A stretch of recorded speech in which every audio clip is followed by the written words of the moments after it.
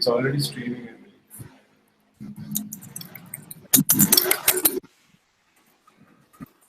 Yeah, it's already streaming.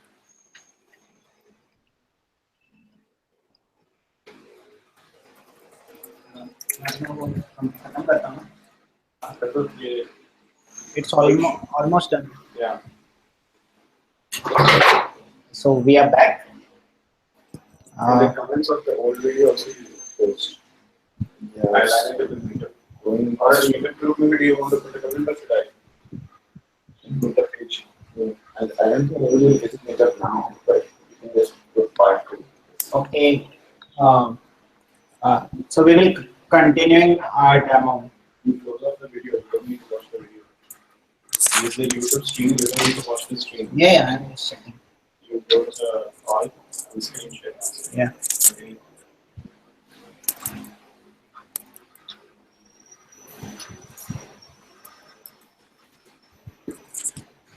Okay. Okay. Sorry for disturbance. Okay, we were here. So far, we had we had downloaded our Redis application. Okay, uh, and we had configured YAML files. Okay, uh, so to know the configuration, how these are configured, you can check online. But the idea is simple: to associate different parameters of any application, like in this case Redis. Uh, in this case, Redis, and define its characteristics. Uh, okay, so now we have defined the characteristics of this application. Let's directly go to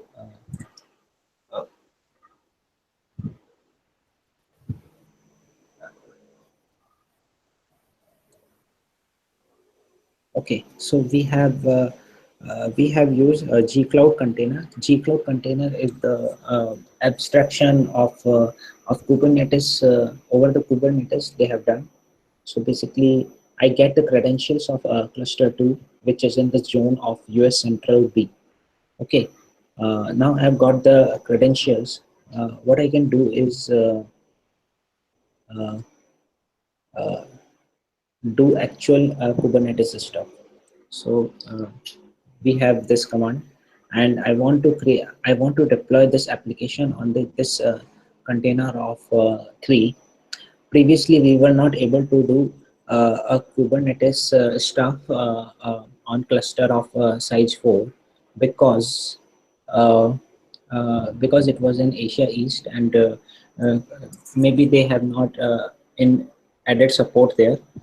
And also one more interesting thing that you could see here is that we initialized our container cluster with the 6, but now it has gone to the 4 because there was no deployment of any application. Container schedule Kubernetes scheduler decided that it would down to containers just to save our resource. And also we also defined a configuration in cluster 1 that its minimal size could be 2, its minimal size could be 3, and the maximal size could be 10. So basically, it's in the limits, it's in the hard bound limits. It will never go down less than 3. So that is one amazing thing we have here. So now I'm gonna deploy a Kubernetes application. Okay. So this creates this has now we have Redis master created. Now we want to do Redis controller. We checked out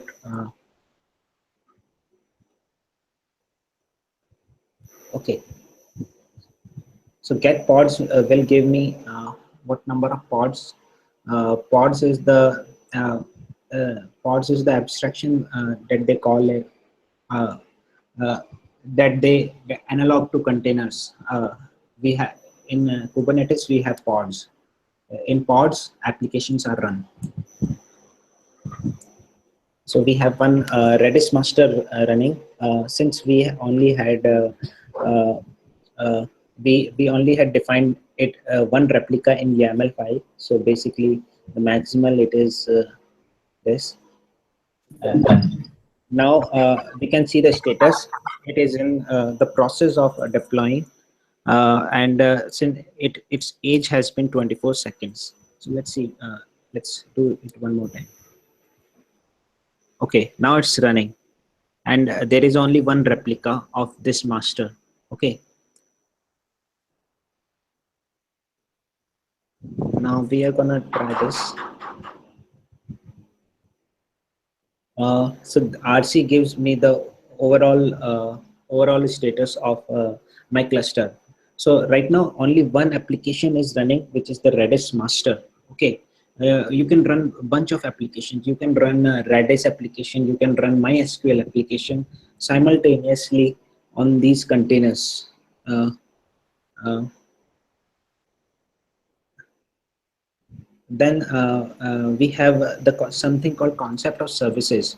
So basically you want to suppose if you want in the same cluster you want to run services like Redis or services like say Apache server. Okay, so you can call one as a backend service, the other as a front end service.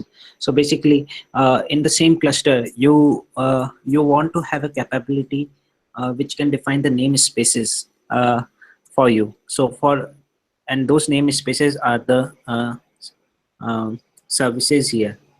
Okay, so one is the Redis master, and IP associated is the this, and the second is the Kubernetes. So basically, we can also have Kubernetes running in Kubernetes, but right now I do not have any clue what is this service called.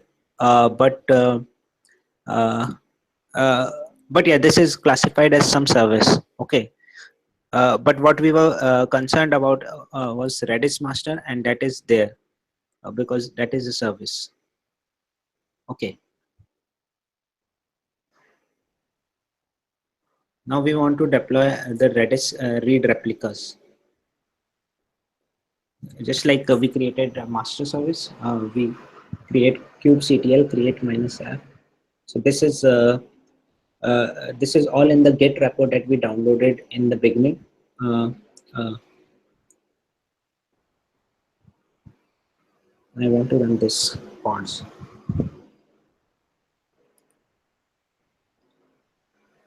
See, we have two slaves, but they are in forming state. My connect was disconnected while the introduction of containers. So basically, we have two YouTube videos where we have done everything.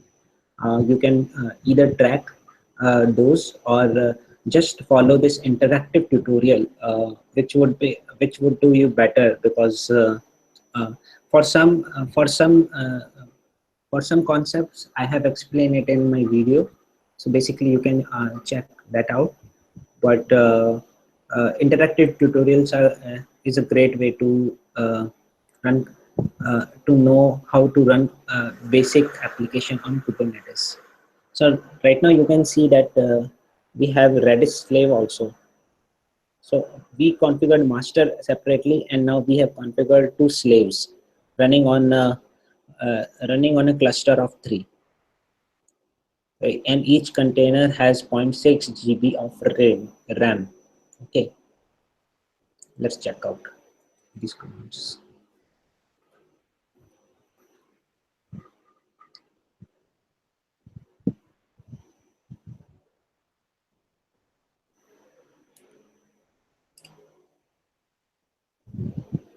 Uh, so yeah, Redis slaves gives me that uh, if you go into the Redis slave YAML file, you'll see that the number of replicas that are defined in that are 2.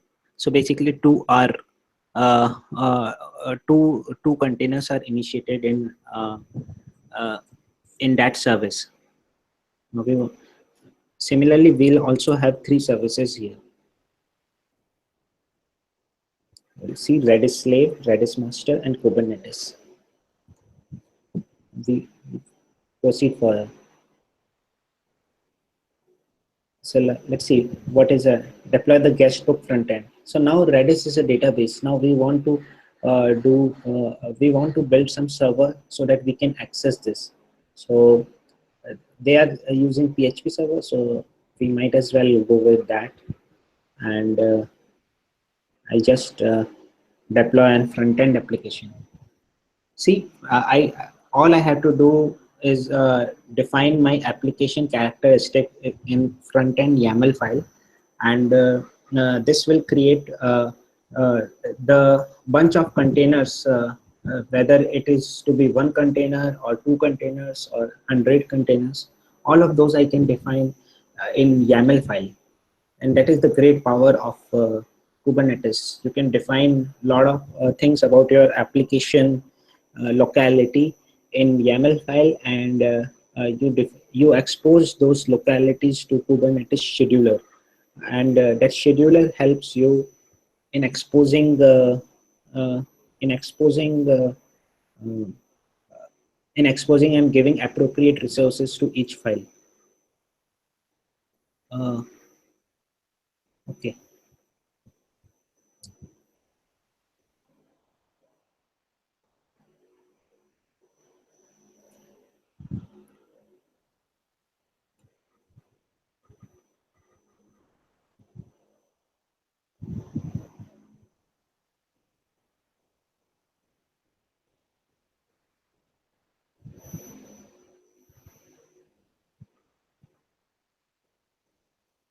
Okay.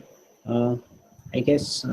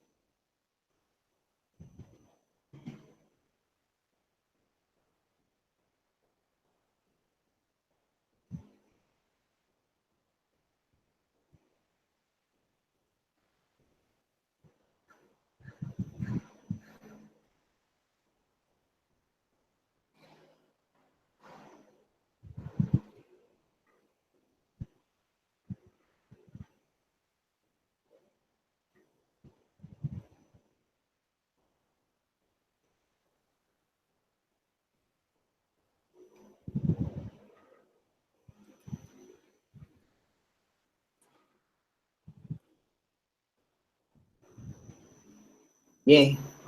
So basically, our application is deployed. So,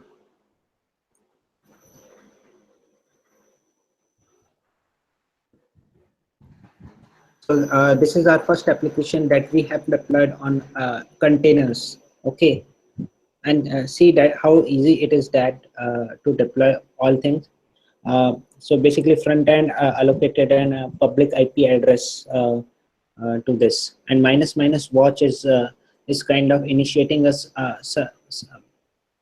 server as a service. Basically, it's just like that command python minus am http server, which creates a basic http server for you.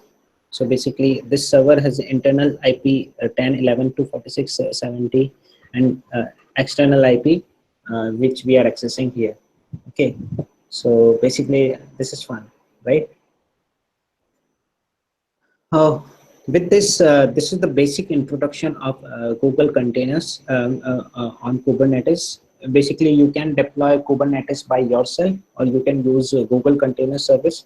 There are hell lot of features on Google Kubernetes.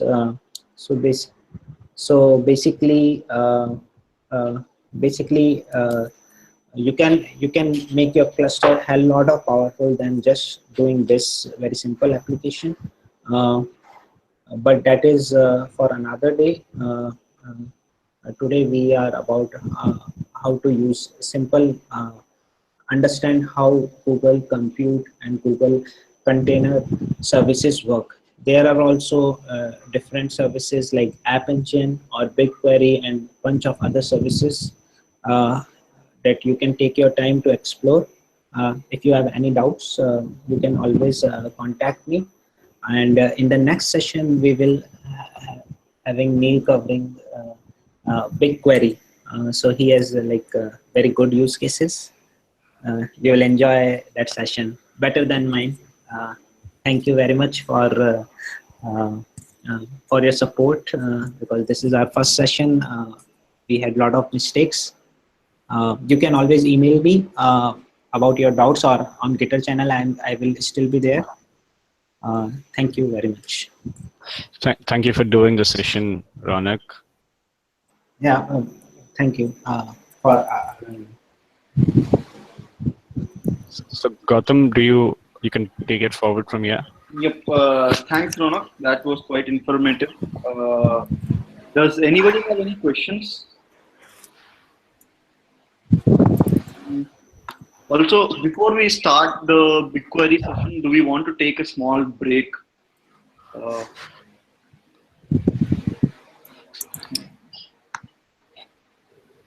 Neil, do you want to take a break? I'm good. It's up to audience. I'll be here anyway if someone can ask any generic question. yep. Ask a question to Ronak. So, yep. So we will be still live. Like if anybody has any questions, put them on the Gitter channel. We'll be answering there. But we'll actually break for like 5 minutes. Cool. So the stream will continue going. A break is we'll cut the stream. The stream and the call will continue going. Just so you can take a relax a bit and come back. Also, I would like to kind of mention that this is just our first proper kind of a live stream. So this is an experimentation. We will be doing more live streams, and we'll put our maximum efforts in doing them much better with better equipment and better settings. So thank you for being here, just the guys who are here, the people who are here, and the people who are watching on YouTube as well. And of course, our cloud computing chat room, it's not a chat room that we are using just for the sessions. It's a chat room that's going to be consistently be used for cloud computing related discussions. It's not specific to any platform.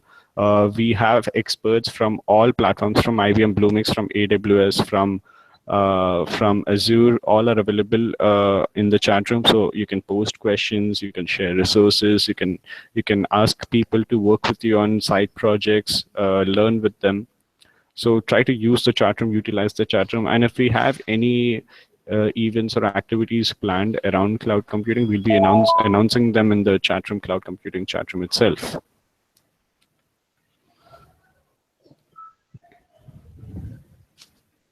So I guess yes, it's 12:05 right now. We'll get back, start over with Neil's BigQuery session in 5 minutes. Okay.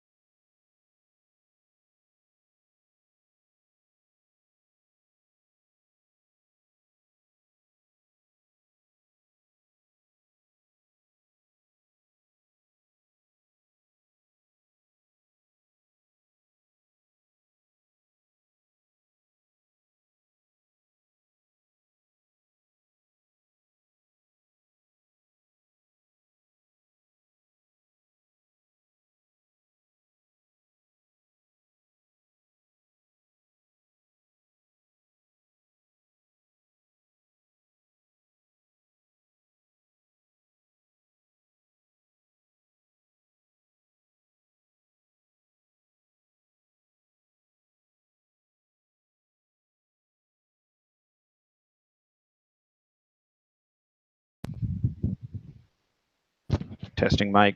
I hope everybody can hear. Yep, we can hear. Great. So we'll start with the second session. Yeah, I just need to change my audio setting, which is. Yep.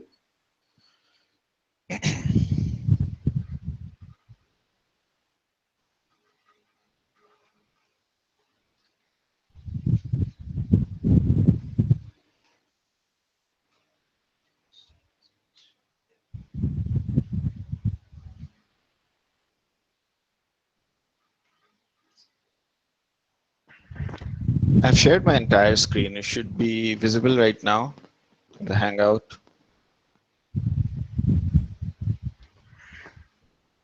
Yeah, Ronak can see apparently. It'll take some time to come up to YouTube, I guess. Sound is less? Oh, it's the other way around. Sound is good. Okay. How about now? Now? So this is the optimal position, I guess. Okay. Okay.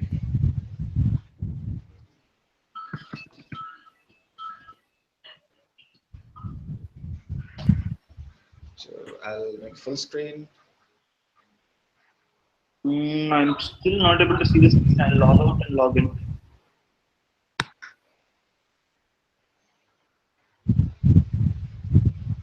How about now?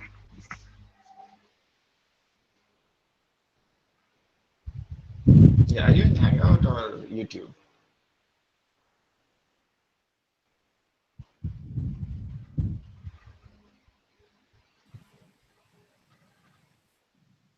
Yeah, you guys might have to refresh your screen because I see Ronak can see the screen. All right, meanwhile, I'll just introduce myself. I'm Neil Ghosh, and I've been associated with the Google Cloud Platform from a long time now. It's about, this will take some time. Yep. Now we are able to see the screen. But it is not live in the live cast. Still Ronak is showing up. Yeah, mine is Yeah, that's weird. Even if I speak, my screen should come up in the front. Yep, that is not the case. Can you double click on your profile from your account or something? click on this. I just click on present to everyone, which should have some good effects. Yeah. Ooh. The mirror effect. This looks good. Yep, now we can see you. Yeah. Let me unshare and share all the way back. Yep. Entire application.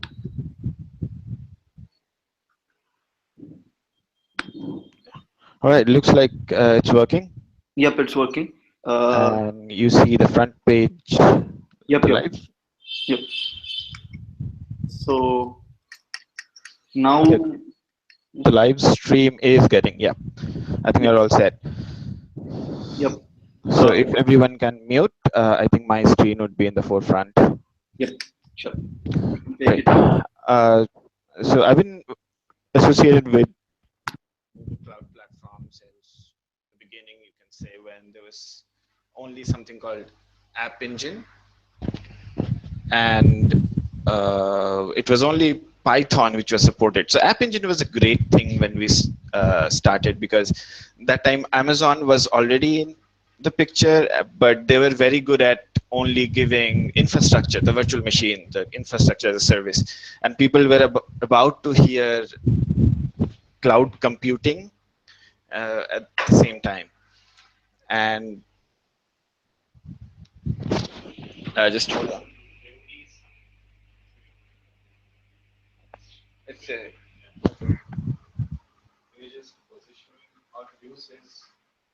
maybe can I change my mic Just confirm from others if it's coming. Hey, everyone, can you hear me loud and clear right now? Just wanted to check. Is there any windy sound working? Is there any sound in the background or noise or echo? Okay, it's better. That's because I changed to my Mac's microphone. So I was supposed to present. But what was different with App Engine was it was platform as a service, and we barely had any example of platform as a service at that time. Infrastructure as a service, AWS. Software as a service, people used to give example of Salesforce.com, that you don't have to do anything, launch the application in browser and go to different application inside it, which is already provisioned for it. But when it comes to platform as a service, the only example was App Engine, and that was all about deploying your code to Google, and they will just have the infrastructure and the container and serve the application for you. And scale infinitely, which was a very new thing. Then slowly over the period of time, I think 2012, they started adding more and more features to Google Cloud Platform and branded as a cloud platform instead of just App Engine. And they added a lot of databases. They used to have data store as a database which was supporting App Engine, but they started adding more and more. BigQuery is one of the database. And it was very, very different than data store. It was very popular among the analytics folks to begin with. And it started with something called Dremel, that was their internal project to run long, very complex analytical query in a fraction of the time which the legacy analytics system used to take.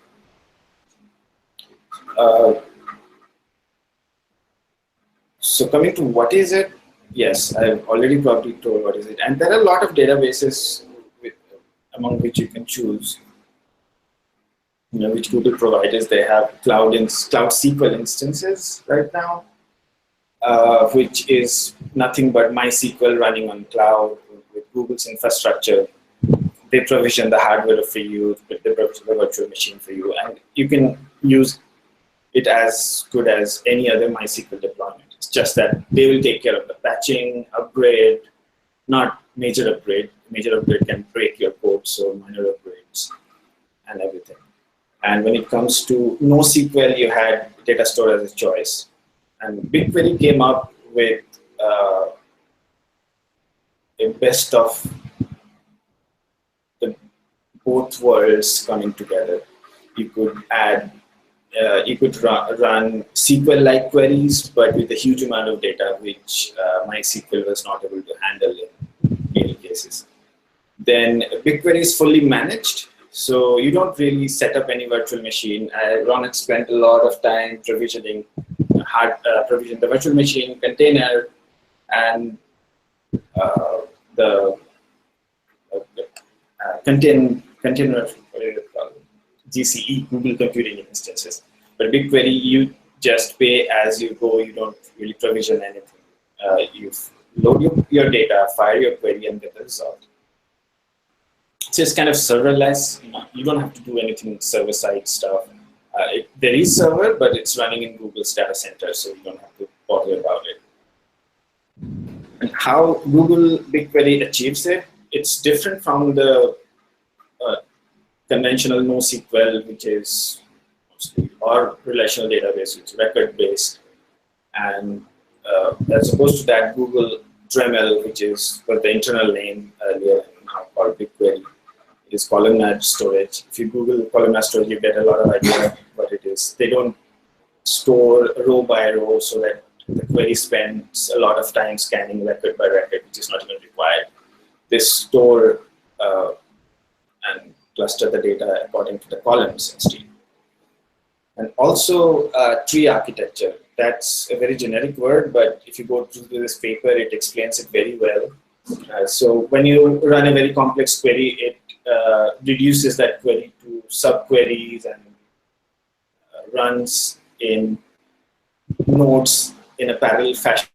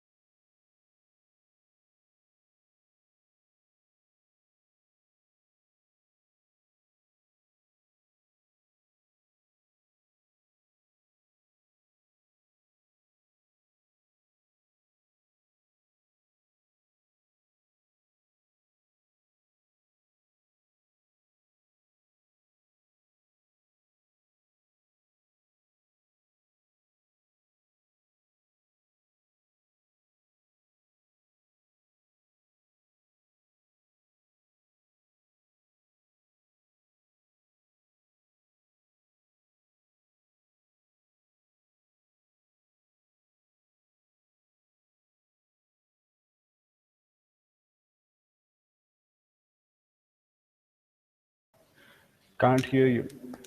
Can't hear you.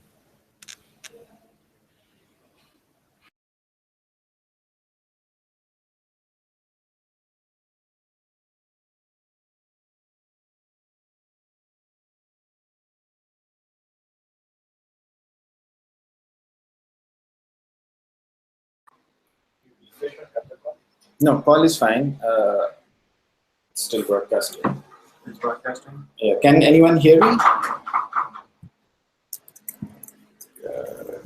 Yeah, works fine. Okay. Okay, great. So I've got rid of the microphone altogether. I'll share the screen right away and jump into the presentation. Hope you can see the screen right now, which is shared. Can you confirm? Okay. So the typical use cases of BigQuery is whatever is typical use case of any data analytics. When you have a huge amount of data, unstructured, structured, and you need to find answer really quick. And typical use case log analysis, and retail industry, you have a lot of historical sales data. So you might want to get insights, which product is selling, which product is not selling, and what is your demand next year. Also advertisement. Typically, Google started it for the advertisement data because I was reading somewhere the product manager or the director would come up to the engineer and say, hey, can you tell me which ad was the top in Japan last week? Something totally for which the engineer is not prepared. But you have all your data in, because ad appears in every web page ever in the internet since last 20 years, right? So it's very difficult to find those answers right in few minutes or hours. So they invested in BigQuery to get the answers. Also, data visualization, when you cannot you have a lot of numbers in front of you and you want to make sense out of it, probably visualizing the data is a great choice to assert something or take any decision. So if you see in the lot of database, different kind of database that Google provides, you have so many choices in the tree. If you can see the screen right now, and BigQuery sits in the right bottom, where if it is analytic related queries, if it is if you need low latency ad hoc queries, then it's a great choice, as opposed to Bigtable, which is a bit expensive, and I'll tell you what's the difference in a little while. So any BigQuery service is already provisioned for you if you have a Google Cloud project. Ronak already showed you how to create a project. For example, I have, let me go to the console. I have created a project just for this demo, and you have BigQuery in that. So there's something called data set, which is very analogous to schema in relational database world. So, and the data set holds various number of tables, exactly how a relational database holds the table.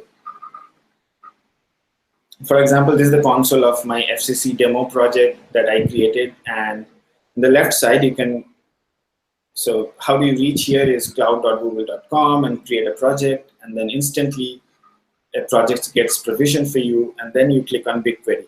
It takes you to a separate page which has the project ID in the URL, if you can see, and you can deal with your data over there. So project, data sets inside the project, tables inside the table, data set, sorry. Then how do you load data? Those are called jobs. So typically, if you load data or query data, those are called jobs, because BigQuery doesn't stop the screen when you fire the query or load the data. They do it in the background and let you know when it is done. It's unlike the SQL queries when your prompt is busy. So if I can show you, there is already this project name you can see. how do I load the data? I can create a new data set first. Okay, so I can, let's say, create a test data set, and I can tell if it is going to be expired in few days, because BigQuery charges you for storage, but I'm not going to load a huge amount of data that will charge me. But so you can specify the location EU or US, whichever is closer to you. I'm keeping it unspecified and let Google choose the better option for me. So once you create the data set, you have option to create a table. So if you, so just a word of caution, if you are just on a free tier, you cannot create a data set. You have to enable billing for it, how Ronak said earlier. It doesn't mean it will charge you. There is always a free quota, but you have to have a billing with your credit card or debit card on to be able to create data set. So let's create a table inside that data set. So I have several options here. I can upload the file from my system, and there are other options like Google Cloud Storage, Google Drive, and Bigtable. These are all faster ways because the data is already in Google's network. They will just load it to BigQuery. But for now, since the other options are not in the scope of the session, I'll just upload from my local file system. The option to upload CSV files, JSON files, and Avro, but CSV is the most simple one, comma separate values. I'll just choose, I have a CSV file which has all the country data from the country's CSV. I'll show you how it looks like. It's a very small file for now, like 4 MB of it, because I don't want to burn up a lot of money on this demo. I can show you a huge volume of data from the public data set that I'll touch later. So I can give a table name, countries, and it also needs a schema of the table is going to create. So the kind of file I'm uploading is mostly string data. You can see later. So I'll just let the schema be chosen automatically by Google. However, if you're very specific, you can always say first line is header, and what are the other data types? What are the data types of the columns you are trying to upload? So for now, I'll just choose automatical. And there's no such table exists already, so it'll just write into it. Otherwise, you have option to append to an existing table or overwrite an existing table. So let's go for loading the CSV file. So it has already started loading. I can navigate away from the page, but okay. So I think it's already, so orange means it's already loading, and green means it's already loaded. It was a very small file, of course. So I see a new table created in the left side here. So let's inspect what is in the table. So if you see, all the record in the CSV file is already uploaded, and you have these many columns. Okay, I have to get rid of this. So these are the data which was there in the CSV file. It has several country names and all this. So it's exactly like a tabular system that you see in MySQL. And it automatically detected that some of them were strings, some of them were integers in the CSV file.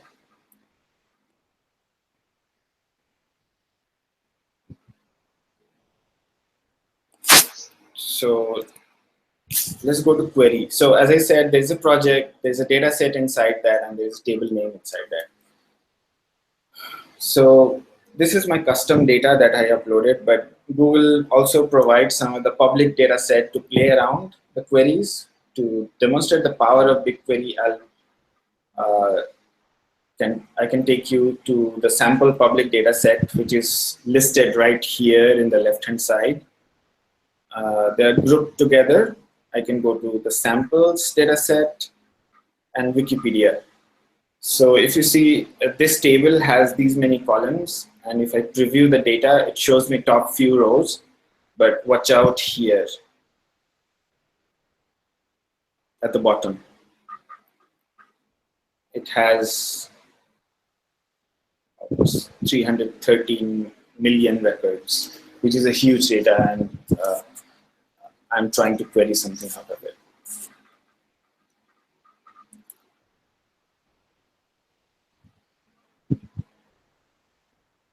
So what schemas BigQuery support? It's typical any string, integer, float, timestamp, bytes, what you expect from any relational database. So you can always go to any table and check the schema. It's a huge schema that is there in the table I just gave an example of. And you can see there are 35 gigs of data in this table, and number of row 313 million. It was created a long time back. So with the top view.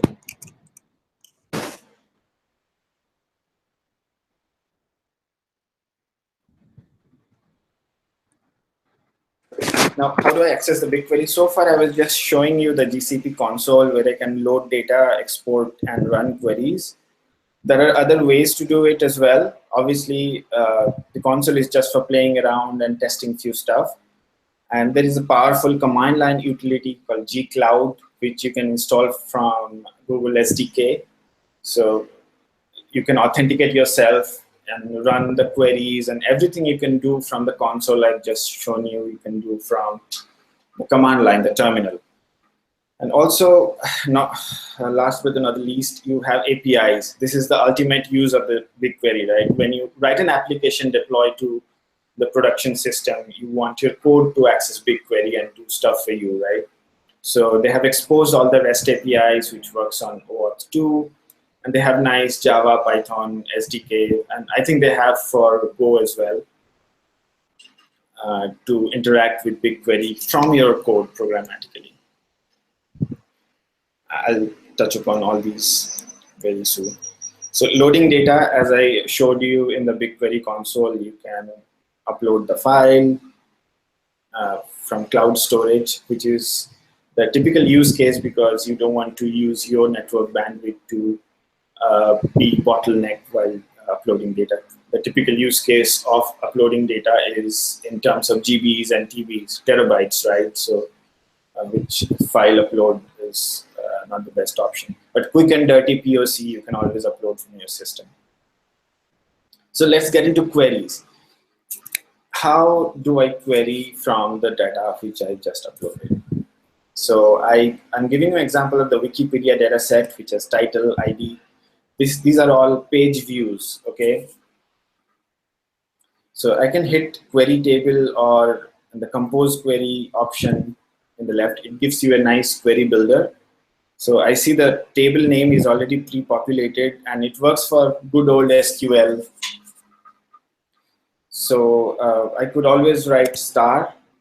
So if you see, this is like selecting all record, all 313 million records. You don't want to do that. This is a public data set, so I'll not be charged for this. But if you see in the blue tick in the right here, right side of the screen, it says me it's a valid query and it will touch 35 GB of data. So it will charge me a lot because, so before even running the query, it tells me how many GBs of data it's going to process. It has to look through all the records and fetch, right? So let me do some restrictive query. Let's say I want to do this. I want to sum all the views and for every page title.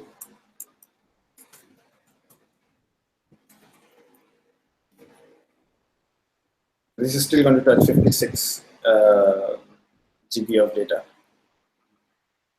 So let us be a little restrictive and do this. You know, Wikipedia has more than one project in its parent project called Wikimedia. So let's search for only the articles which were viewed from Wikipedia. WP is the short name. So if I check, is going to check even more data. So I'm not really restricting here anything, but the real restriction is here. If you see, I've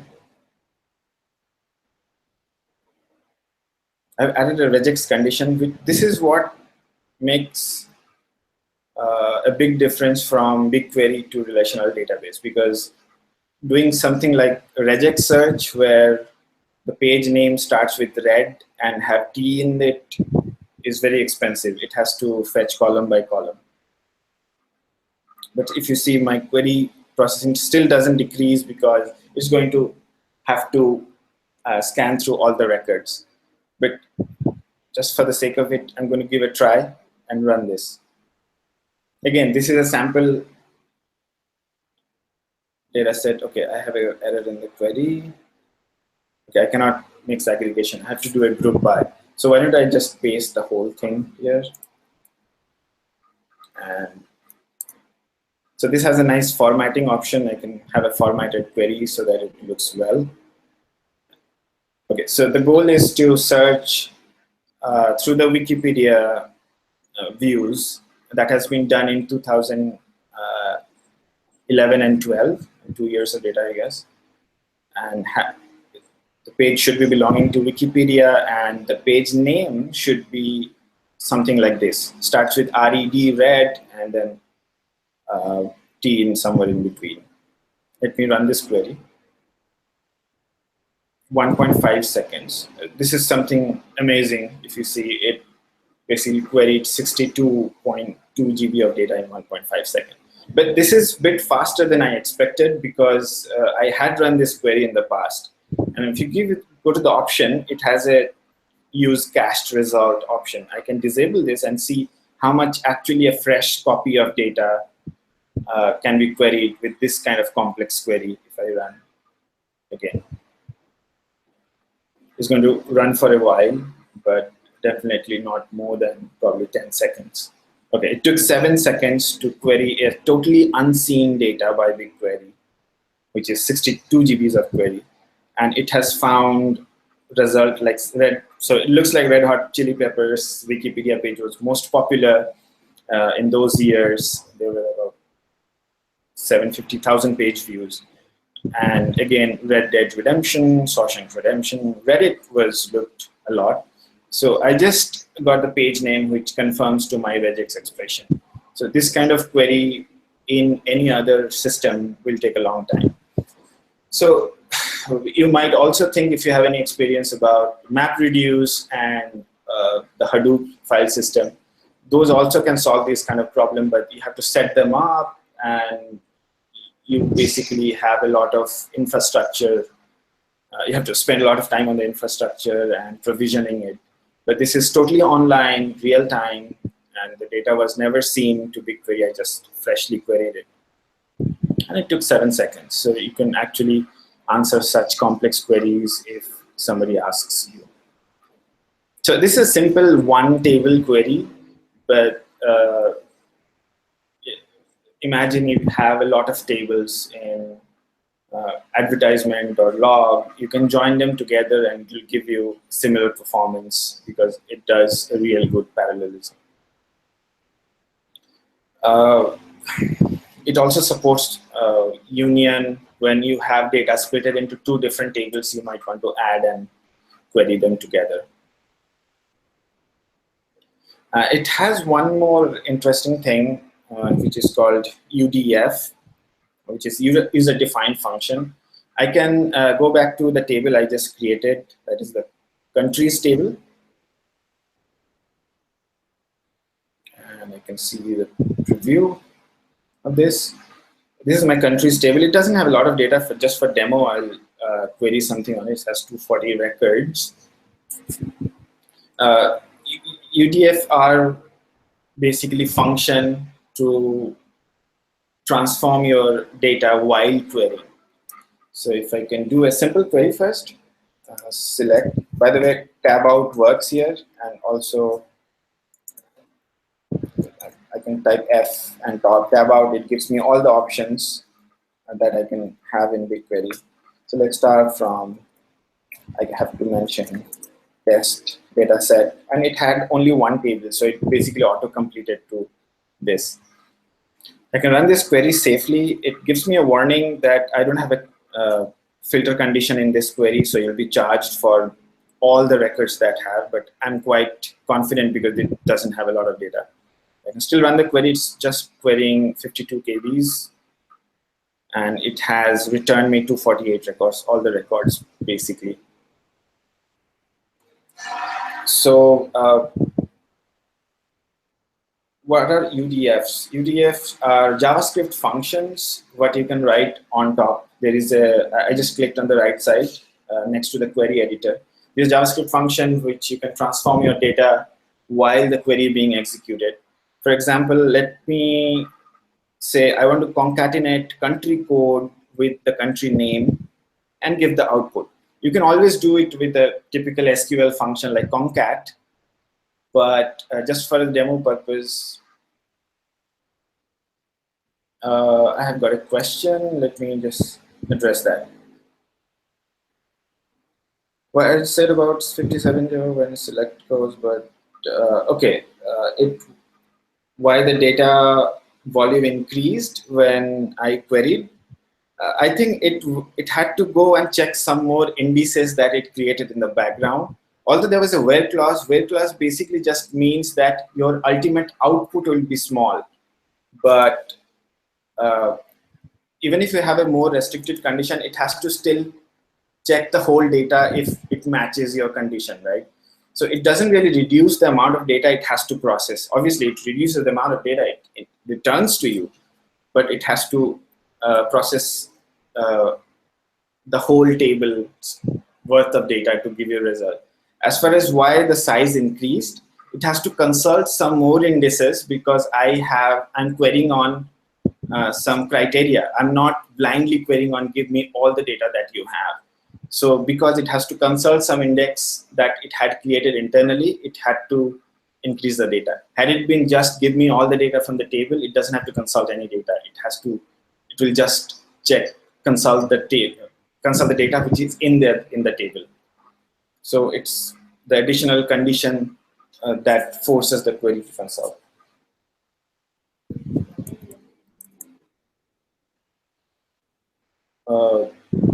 There's a question about cost. Let me see. Okay, I'll get to that. There's a pricing page. I'll get to that, the cost limitation. So BigQuery cost charges you for two different things. One is the amount of data you're storing. So I haven't stored anything here in my custom tables. I'm just querying from the default tables that Google provides. So it charges you for the amount of data you store, and it charges you every time you query and if it hits a lot of data. So it's obviously not in a huge scale, but it's sometimes just worth giving the money for the kind of fast results you're getting instead of investing a lot of coding infrastructure and having things ready already. Okay, so I'll just go back to the UDF demo. So I'll uncomment the default function that they provide. So this is how you define a function. So what I had, my goal was to concatenate country code and country name. So the function works like this. I can give input, what are the columns that needs to be processed by my function. So my input is this, and the other column is, sorry, country name. I'll just get back to the question once I'm done.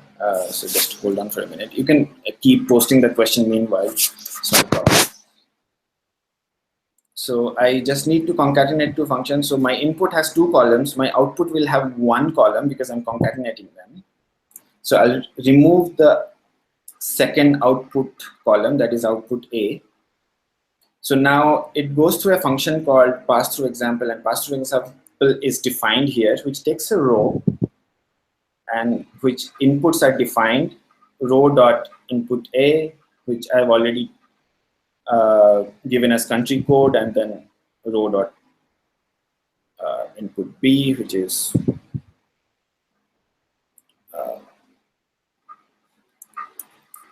okay.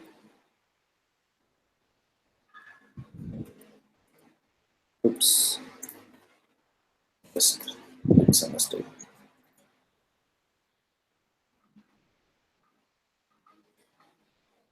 Let me copy over the inputs.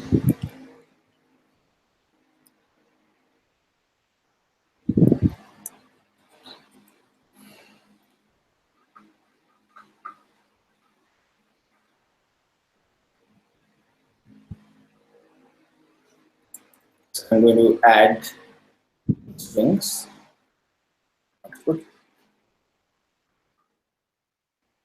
Let me run the query.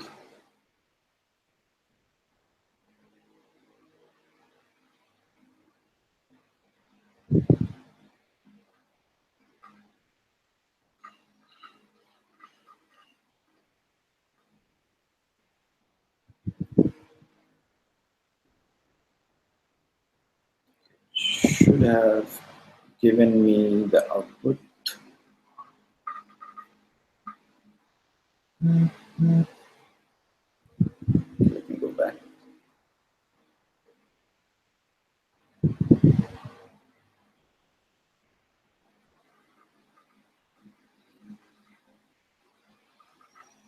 Okay, the column did not return, but I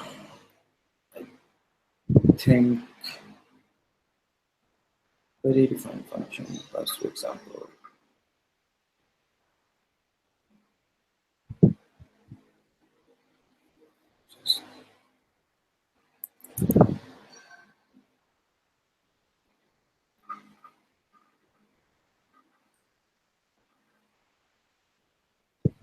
Okay, I think there is a syntactical problem.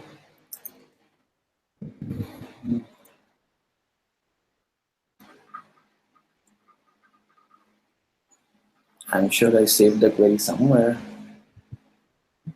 Okay, query history.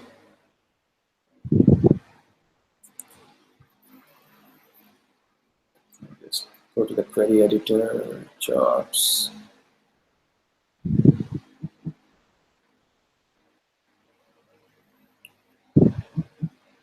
Saved queries.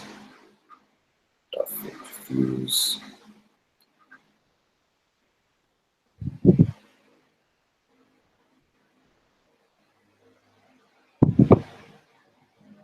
Oops, I think I have a syntactical mistake. So basically, you can define functions here, and you can use in the query somewhere here with the column names given here. So I promise I'll get back to it with the syntactically correct queries. But the main takeaway is you can create custom functions using JavaScript. Concatenating is very rudimentary, but you can create custom function to transform your data. Maybe apply some math or function, which standard SQL doesn't provide you. Okay, so moving on. So you have a lot of client libraries. As I mentioned, you can use SDKs, which you can use in the programming to basically access your data. So the first thing you have to do is set up your project, I said, and get the credential out of there's something called IAM service that in Google Cloud you can use. I have a small snippet of code that I've written. This is basically a quick example. I'm using a Gradle type of project where you can basically just add this is the library you have to add in the BigQuery. And it compiles. You have to import the BigQuery related APIs. And then what I'm trying to do here is create a data set. Okay, so I give the name of the data set and call the BigQuery APIs to create And before I run this, the important line here is this. So this line basically sets up the BigQuery SDK and creates a connection with the BigQuery. So I'm here running in my Mac. So it needs to talk to the Google Cloud Platform's BigQuery. So I have set up my Mac to give the credential of this particular project, FCC demo, so that it creates a table there, not in any other project. But in real code deployments, this code runs inside a Google Cloud Platform project. So you don't need to specifically say which project it needs to talk to. It basically runs against the project the code itself is running. So if I run this, it basically takes the credential from my system, which I had set up with command line, and creates a data set. So if I go back to my BigQuery console and refresh, it has created a new data set. This was created manually by me, and this was programmatically created. Similarly, I can create tables, I can create rows, load data into the table that I just created. I'll just take a question meanwhile. Okay, so I had limited the rows to 1,000, but it's still trying to query 62 bits. Because if you see in traditional SQL also, the limit again works in the final phase of the query when it is already queried and scanned the data. So limiting doesn't mean that you will leave out all the record that you were querying. So think of typical MySQL case. You are querying the whole country, whole set of countries, and you give a condition, I want data when the country is equal to India. That doesn't mean it will just give you the top one record. It will first apply the where condition in all the records. And finally, if it finds data more than 1,000, then it will limit to 1,000. So this limiting to 1,000 is applied on the very last stage when the results are given to you. Before that, you have already hit the whole table with your condition. Otherwise, what will happen is, obviously, you will limit the data first and then apply the where condition, and you'll find nothing. So you basically don't know if the query worked or not. So I hope there is no other question. There is one. Okay, there is one. Does it charge querying on public databases? No, it doesn't. That's what I'm assuming. I'll get to know when my credit card bill comes.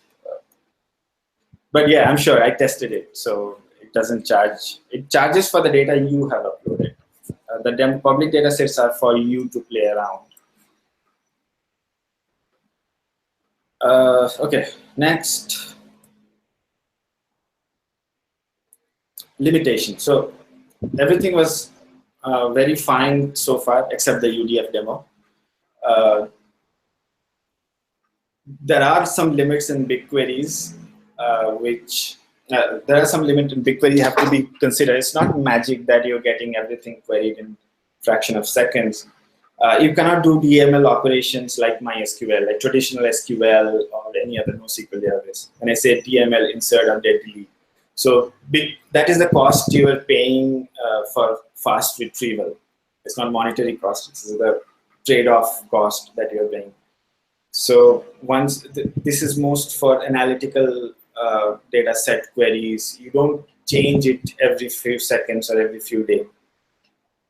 And even if you, there is provision, there's very limited amount, I think 1,000 insert or delete you can do per day, per table. But you can, that is still charged a lot because it has to recreate the whole index. It has to reorganize the data it has stored, because a BigQuery keeps your data prepared for the ad hoc queries that you are about to send. So if you're changing that data, so it's a bigger overhead for BigQuery to be ready for the upcoming queries which expects the changed data. And also you cannot have transactional DML statements like insert, insert, insert, and you want to commit all at once. It will be committed as soon as you fire an insert query into BigQuery. But one of the ways to have a workaround, because you don't always have a static amount of data in BigQuery, right? You always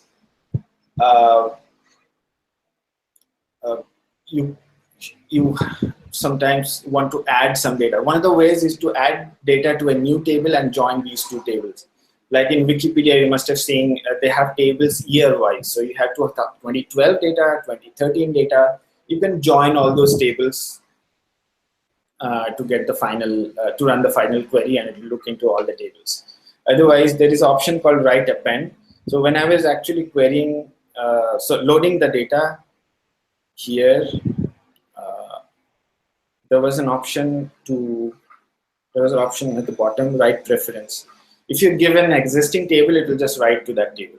So here you can add data to a new table without really having to create different tables and joining them. So there are ways to do DDLs, so the schema changes that you can do in the table. There are command line ways to do it. BQ is the command line tool that G-Cloud provides you to interact with BigQuery, and there are APIs that you can do update and patch queries. So coming back to the query, I had one more query that I had to show you.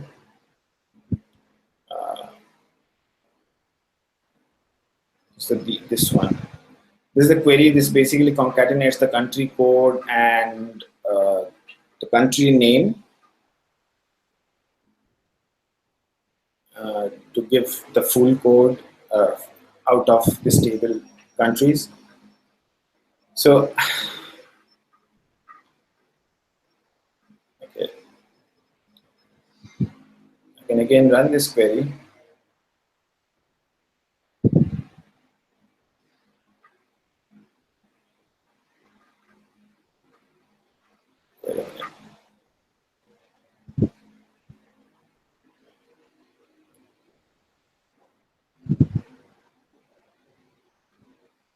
Okay, the dataset name has changed, so I'll just give a test.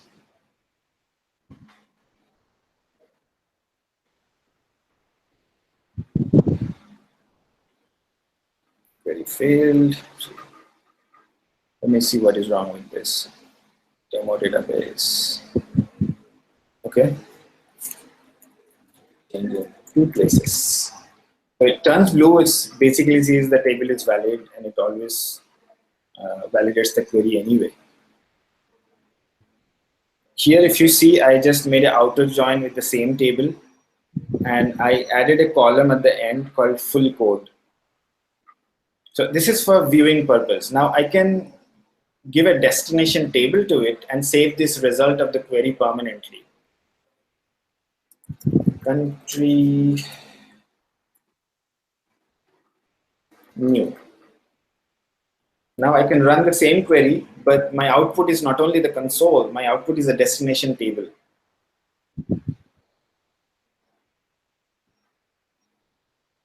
Okay, so I have a new table created over here, which has all the columns of the old table and also the output of the concatenation, which is the last column. So there is a new table created with a new column, which is output of the previous table. So this is how you can add columns, add records, transform your data without having to depend on the DML operation that is heavily restricted on the BigQuery. You can create and replace tables on the fly, and it doesn't cost you as long as you delete the old table. So now coming to pricing, this has very, very high throughput, but the kind of queries I was running was only for a few KBs. This was the reason, because I only get to get 10 GB of free storage per month if I import data in the scale of Wikipedia to my own data set, it will be charged a lot. And also data process. This is very important. This is the hint I was getting. This is the hint I was getting from the query builder over here, that this is the amount of data you are going to process. So that kind of gives me an idea how much I'm going to charge even before running the query. So if I hit this, so this is a predictable, this is something predicted by BigQuery, that this is going to run on this much of query, this much of data. So I will either choose to run or not run. So I think there is a question already. Can we also save the output in the new table programmatically? Yes, of course. Everything you can do from the console, you can do from programmatically. Even more, it gives API. And this is heavily used at my work myself in production. So it can programmatically drop the table. There is usually a bit latency, not more than few seconds, but you can always run a callback if the transaction process has been finished.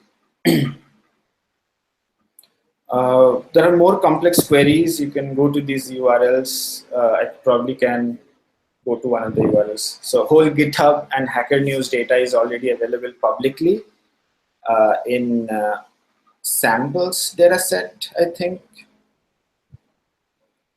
GitHub data is over here, and even Hacker News data would be somewhere. So if I query, if I go to stable, okay, if you see, they have run this massive query to identify what is the most common Go packages that is used in the entire GitHub. So the entire GitHub data, all the source code is already imported in BigQuery table. So they run this kind of complex queries, which they can scan through the import statement, write this complex regex, and find out that FMT was the most used package, Go packages, and they had an order by clause to this. And they did the same for Java, I guess. So these are the kind of query you cannot imagine doing on a relational database or a standard NoSQL installed somewhere. So I'm quite close to end. If you guys have any question, you can just send right away. And I'll just check meanwhile I have missed out on any feature that I wanted to share with you.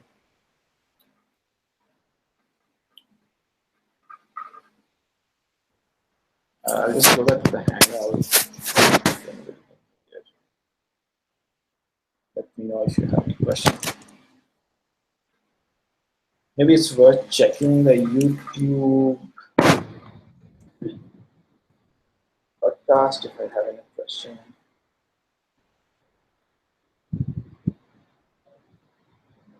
No, not that I think.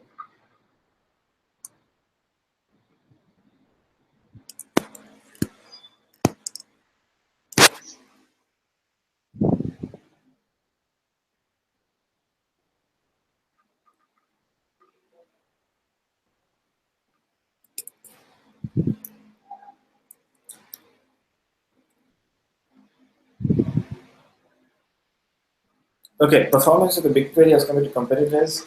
Honestly, I have not really seen any competition of BigQuery. There are similar stuff like Spark. You can have it installed somewhere. Then again, it's I don't know who gives Spark as a service, but it doesn't have a lot of options like user-defined function, and I can't really comment on this because I don't know a lot of competitors. Maybe I'm too focused into Google right now, but if any one of you knows any of the competition, you can have a benchmark. I know that there's something called Apache Drill that was spin-off, an open source version of BigQuery. It was spin-off from Dremel, but that again is not hosted anywhere. BigQuery is totally different ballgame with fully managed service. So I don't know a lot of alternatives to BigQuery, but BigQuery performance is really good. And I can quickly go to the pricing of BigQuery. I think you had a question of pricing. So let me. So storage is $0.2. That's 2 cents per GB. So if you have a like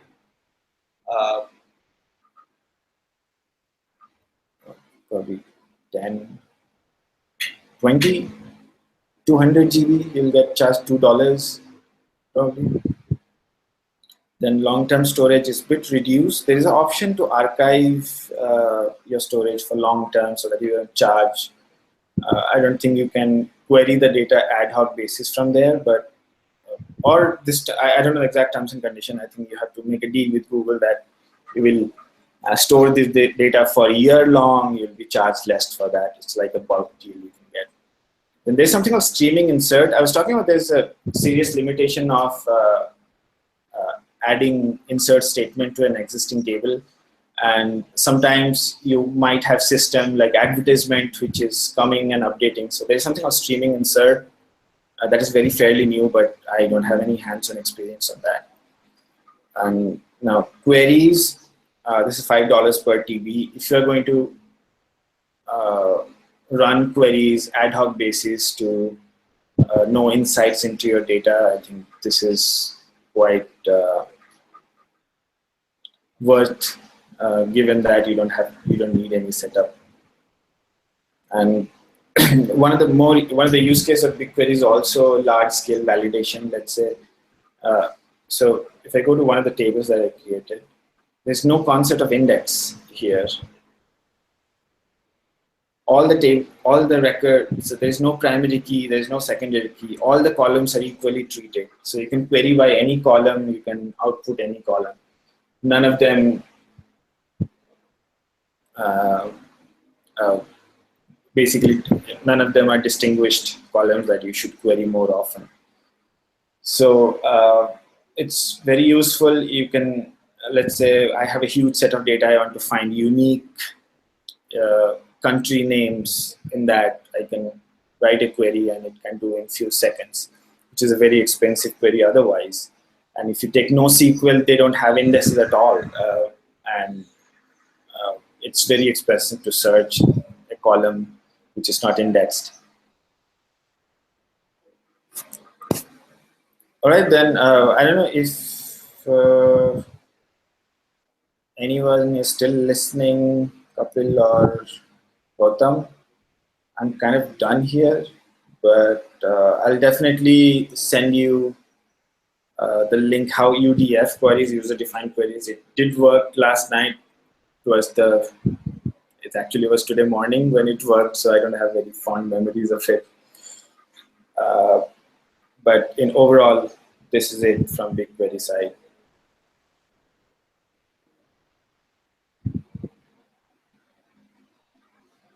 No, I don't really have any question.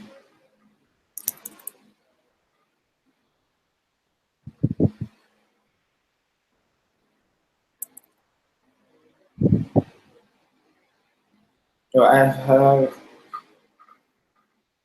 yes, Khaja, I can share the presentation right here. There's nothing much, but there are a few links you might want to go through, so I'll probably do it right away. I don't know if it is public or not, but I'll just make it public. Get a shareable link. Anyone with the link can view, copy link. Paste the, for the Sumit's question, is BigQuery is totally online? When you say online, I believe you mean it's always up and running and ready to be queried. Yes. There is no such thing called shutting down instance or having go to a sleep mode. Once you load up your data, it's always ready to be queried, and that's one of the advantage of BigQuery. Any one fine morning you can come and fire query to get insights. I hope I didn't miss any of the question that was posted.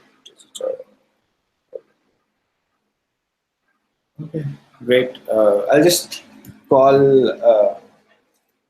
Kapil or Gautam. Sorry.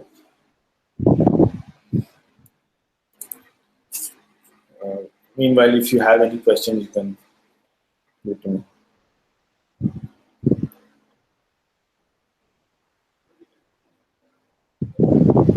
Okay, Kapil, so I'm done and I've shared the presentation in the chat room as well. So we can probably add your presentation. So we have a repo. I'll share the link for that.